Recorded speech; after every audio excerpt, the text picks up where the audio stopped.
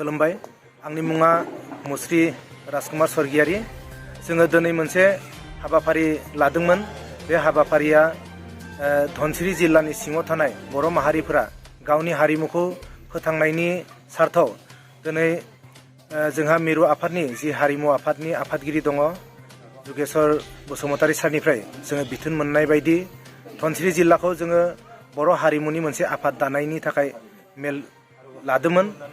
बिथांनि बिथोन मथे 22 डिसेम्बर खालारखालि जोंनि गलाघाट जिल्लानि सिङाव थानाय धनसिरि ओनसोलाव धनसिरि जिल्ला बर' हारिमु आफाद मोनसे दानो जों नाजादों। बिनि थाखाय दिनै जोङो गासै ओनसोलनि रायजोफोरखौ लानानै मेलखांनायनि गेजेरजों बानजाय आफाद दानो हादों आरो अलरेडि जोंनि बानजाय आफाद दानाया जालांबाय। बानजाय आफादनि आंखौनो आफादगिरि होबाय आरो लोगोसे गाहाय नेहाथारि हिसाबै मुस्रि बिरेस्वर बर' बिथांनो दायथ' होदों आरो लोगोसे बोसोनगिरि हिसाबाव जोंनि साबा गेदेमाफोरखौ लानाय जादों।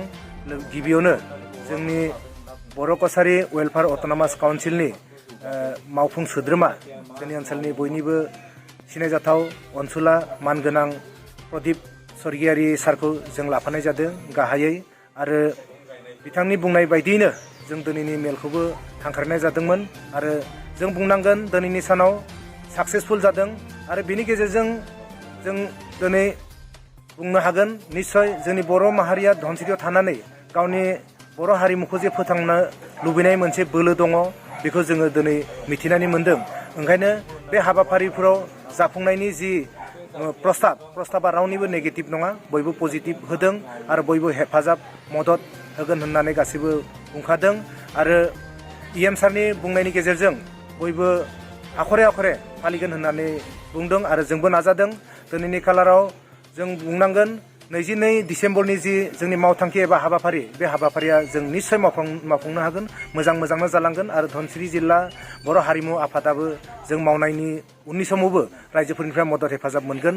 बिनि गेजेरजोंनो गासै जोंनि बानजाय आफादाव दाजानाय मावथिफारिया बिबानगिरि रायजो राजा बिथांमोनखौ दिनैनिफ्राय जोङो जानजि खाफ्रानो थाखाय दहायबो एसे आवगायाव जों खावलायदों आरो बयबो जानजि खाफ्रानाय मतामतखौ होदों आरो 22 डिसेम्बर खालारखालि बयबो बे धनसिरि ओनसोलाव थानाय बर' माहारिनि गासै मानगोनां बर' हारिफोरखौ फैनानै जोंनि हाबाफारियाव मदद हेफाजाब आरो कालारफुल खालामफैनो थाखाय खावलायगोन आरो बे हाबाफारियाव जोंहा बर' हारिमु आफादनि आफादगिरि मानगोनां जुगेश्वर साराबो फैगोन आरो बेजों मोनसे प्रुफ फैगोन।